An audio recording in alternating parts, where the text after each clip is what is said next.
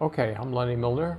I'm going to talk about the Greek meter, basics of Greek meter, and we're going to start with the rules of prosody, how you tell whether the syllables in the line are stressed or unstressed, or, to use the traditional vocabulary, long or short. You need some kind of contrast to create rhythm, okay? And there's a theoretical problem in Greek, in the study of Greek meter, as to whether the real important feature is stress, in other words, a louder syllable versus a softer one, or the length of time that you pronounce a syllable. The standard books all say it's about quantity, how long a syllable is, and I've got that vocabulary wired into my brain, long and short syllables, but really we could just as well be talking about stressed and unstressed. And as English speakers, we're going to read the syllables as stressed and unstressed anyhow. When you stress a syllable, you pronounce it for a longer time too. So it's not really that important. But we need a basic criterion to distinguish between the two, and here's what the rule is. Okay, this rule, by the way, it's the exact same rule for stressed and unstressed or long and short syllables in Greek as in ancient Indian poetry. So the rule is that a long or a stressed syllable, okay, contains a long vowel, a diphthong, or a short vowel followed by two or more consonants. And it's important to realize that in Greek, some letters that we think of as consonants, like psi, xi, and zeta, are actually two consonants, okay?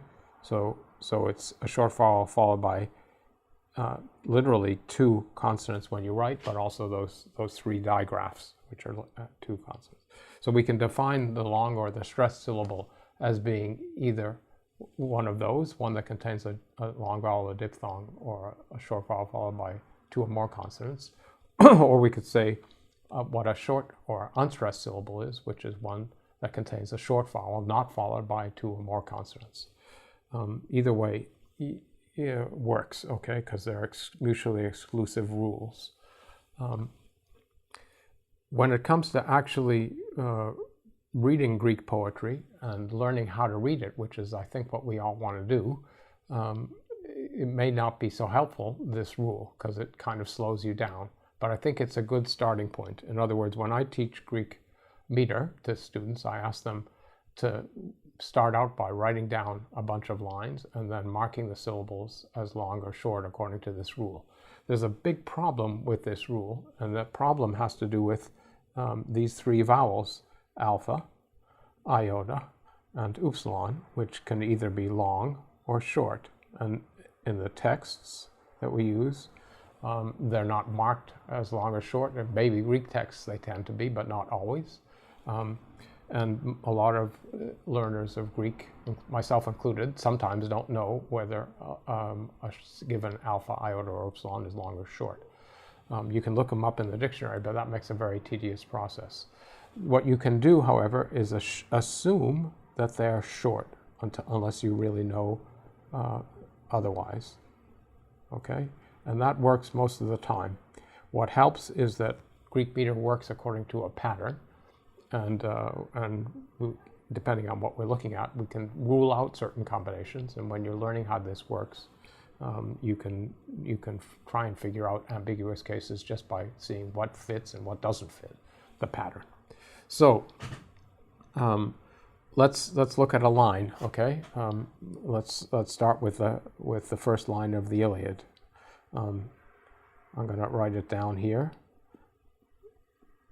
I'm going to write it down in my blackboard here is short, is narrow. So I'm going to put the line in two parts, but it's important to know that the hexameter line, the first line of the Iliad, which is here, is in a meter called dactylic, hexameter, catalectic. Here, I'm going to write that down. And I'll explain what that means.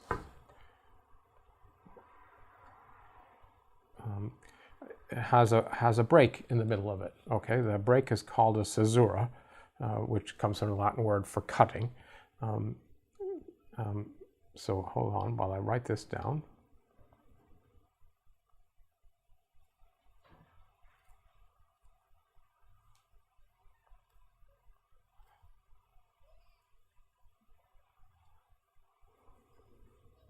Okay, so let's just take the rule and mark. I'm going to mark the longs and the shorts of this particular line. So the first word is menin, has a syllable that contains an eta, so we mark that as long or stressed. The next syllable contains an iota, and it's only followed by one consonant, so we mark that as short. Here's a key concept that may not spring to mind when you're doing this. The spaces between words are irrelevant for purposes of meter. Okay, there's a reason for that. We'll come back to it. Okay, but we think of spaces between words as connoting something, but they're not important. Okay, so we got a long, a short. The next syllable consists of the letter alpha. Our principle is to assume that it's short. Okay, so we've got a short syllable there. The next syllable is ei, a diphthong, so I'm marking that as long. Next syllable is epsilon, that has to be short. The next syllable is the, it contains an epsilon, that's short. The next syllable is okay.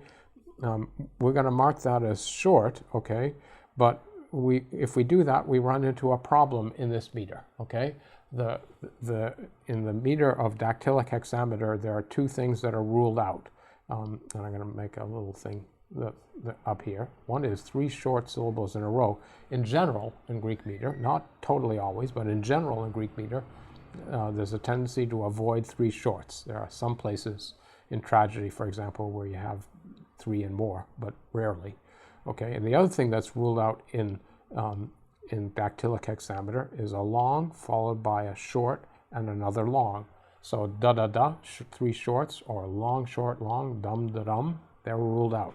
So if we mark that alpha in the second syllable of the as short, we've got 3 shorts in a row. So let's assume that that one's long, okay, instead of short. The next syllable is pe, which contains an eta, so that's long. The next syllable is le, that contains an eta, and that's long. We've got I, that's an iota, that syllable is only an iota, that's short. That's also short. Then we have a phenomenon in the next syllable called synesis. Okay, there are licenses in Greek meter, I'm going to talk more about this in a moment, that allow you to do things that don't suit the normal syllable model. And one of them is that certain combinations of letters, and mainly this one, an epsilon followed by an omega, count as diphthongs. Okay, it looks like that's not a standard diphthong, but in the meter of Greek poetry, that counts as a single syllable. So epsilon omega is the main one. Synesis means sitting together. There are 2 consonants that are 2 syllables that are so closely associated that they become a single one. Then the next syllable is the first syllable of Achilles' name, Achilleo, so it's an alpha. We're going to mark it as short. We got the short, next syllable is also short. We've got, it's just an iota. Then eta for a, and os is going to be a short, okay? If we look at this in terms of what the pattern of the rhythm is, okay, this meter, I'm going to switch to another page.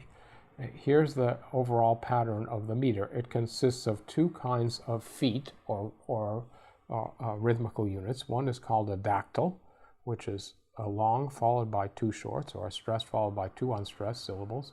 And the other is a spondy, which is 2 stressed syllables in a row, okay? And the overall pattern consists of 5 feet that can be either of these 2, okay? Hold on. A long followed by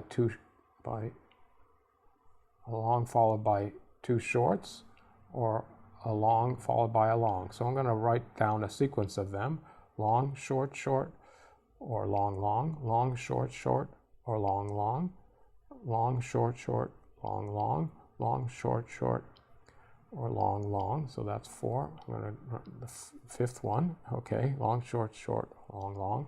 And then the last foot, which I've run out of room for, is consists of a long and a single short, or a long and a long.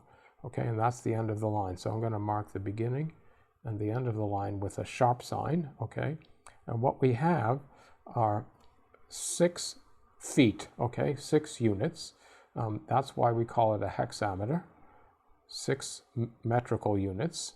Okay, and it's dactylic because that's the way the Greeks understood it. That was predominantly dactylic, but you could substitute, and this is an important rule in general, you can substitute in the meter for 1 long, 2 shorts. Okay, and this is an overall rule in Greek meter in general, that they're equivalents, but all we're interested in this point is how it works in this particular rhythm. So you got 5 of them, and then the last one, we seem to have lost the last syllable. In other words, we have 5 dactyls, for which the short syllables you can substitute a spondy, but in the 6th foot, we can get away with losing one of them. We can have the last syllable be short as well as long. Okay, in other words, the quantity of the last syllable doesn't matter, but we seem to have lost a last syllable from the point of view of the meter, and that process of the swallowing or the losing of the last syllable is called catalexis, which means slowing down. So if the meter went like this, dum da dum da dum da dum da dum da dum da dum da dum, it wouldn't stop. Okay, so the way it's like when people are marching in a rhythm. When you come to a stopping point, you have to have some kind of a closure, and the closure in the hexameter line is the dropping off of that syllable. So here's the way the pattern sounds. Dum da dum da dum da dum da dum da dum bum. Okay, we have a missing syllable. It gives you a stopping point. So when you come to the next line, you know you've finished one. Okay,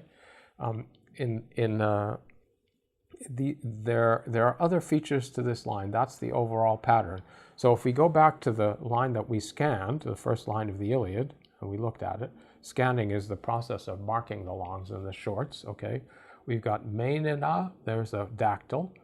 Aided, that's another dactyl. A, pe, that's a spondy. Leia, that's a dactyl. Yoache, another dactyl, and then eos, a long followed by a short. So we have a scansion or an account of the line that fits the overall pattern as I've just described it, the dactylic, hexameter, catalectic. So the idea is that it's predominantly dactylic. When you have a spondy instead of a dactyl, it's a substitution for the dactylic rhythm. But there are a lot of lines that are all dactylic, and a lot of lines that are mainly spondaic. There's one principle about the distribution of the longs of the dactyls and the spondies. There's a tendency to avoid the spondy in the 5th foot.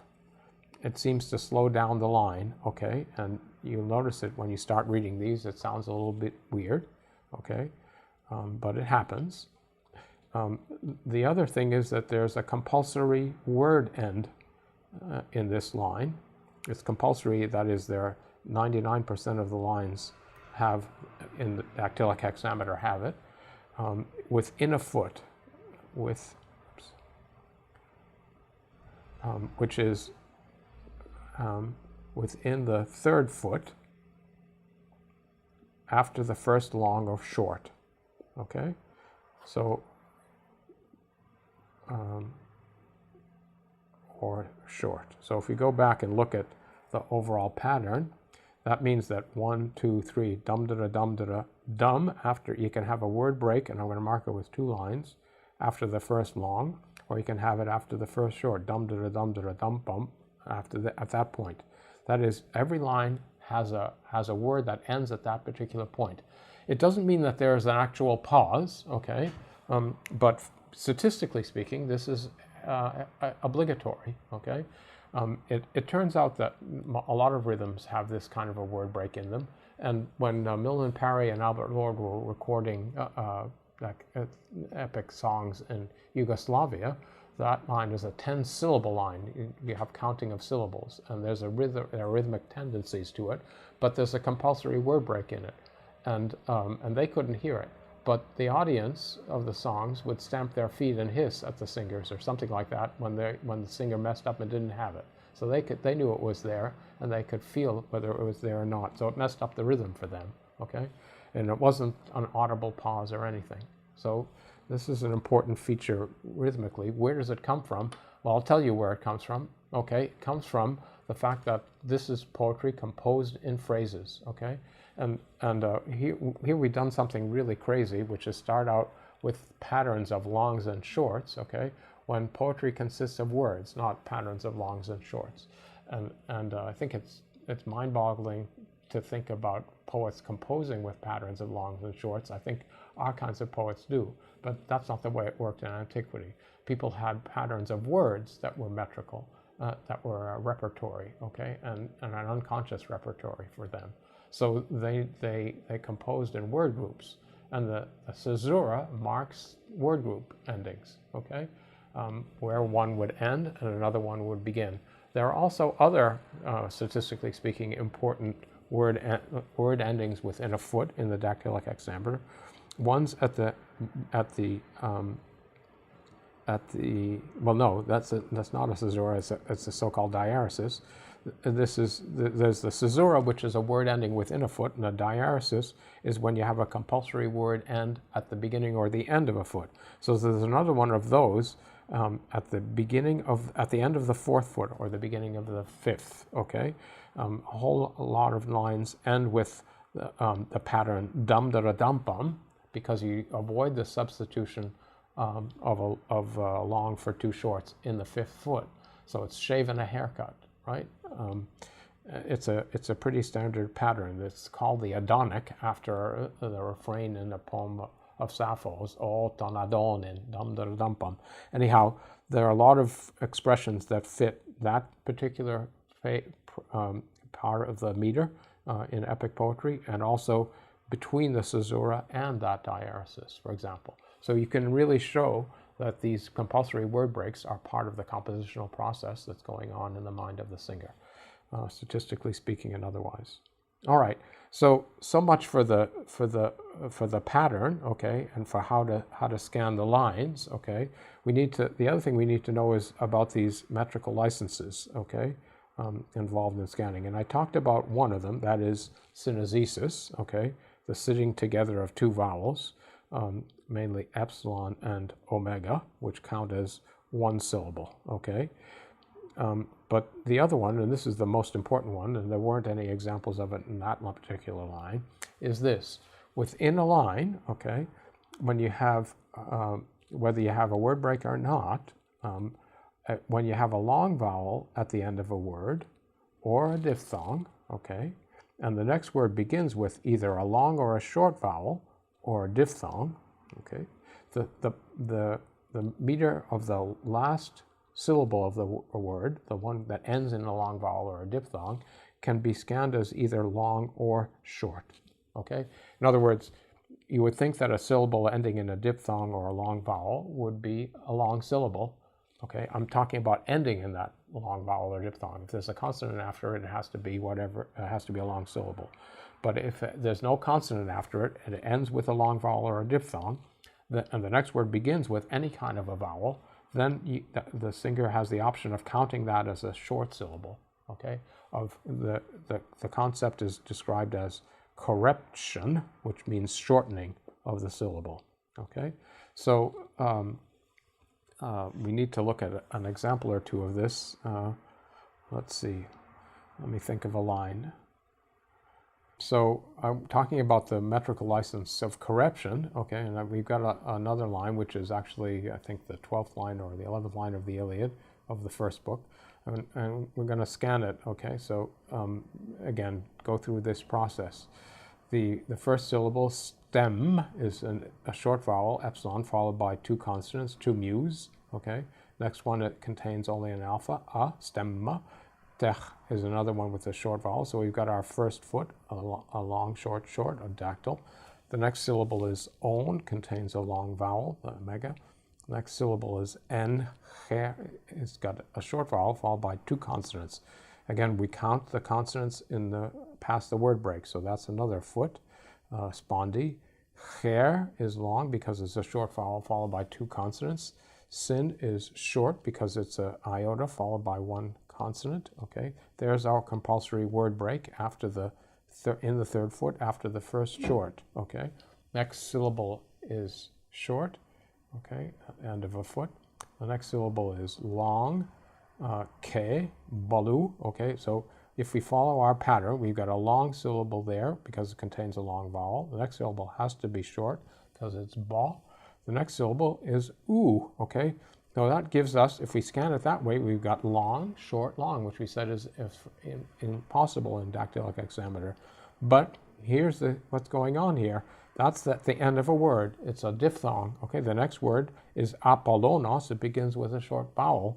Okay, so what happens is that we shorten that one and we mark it as a short syllable. Okay, so that's the process of corruption. All right, and the pattern gets preserved, and then we got short, long, heke, balu, rather long, apol, right, that's another metrical license. In some cases, especially in names, okay, the poet can what appears to be arbitrarily consider the first syllable of a name or of an adjective that would otherwise be short as long. Okay, so this is a long alpha.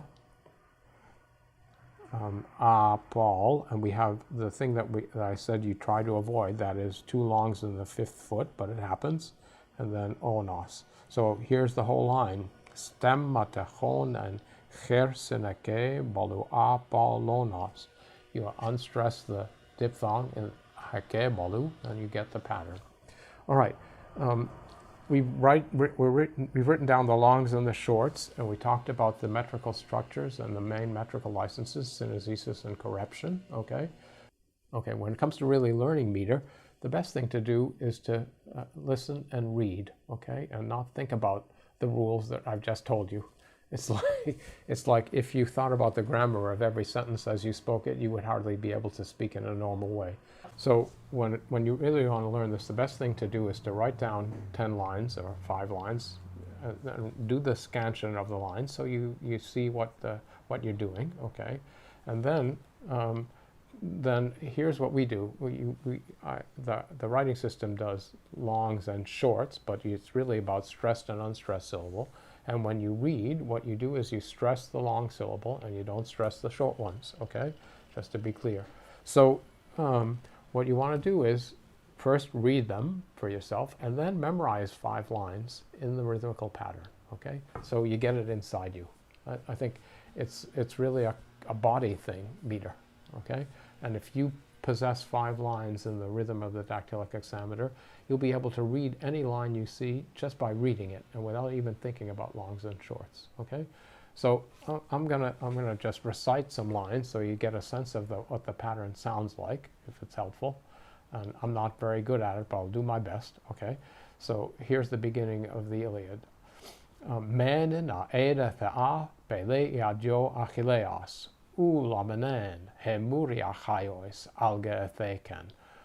Paul las dipthi mus psuchas aidipra iapsen hero on autus de haloria telche kunesen oio noise te passe diaste telea tabule ex hu de ta prota diaste ten erisante atre edeste anax andron kai dias achilleus.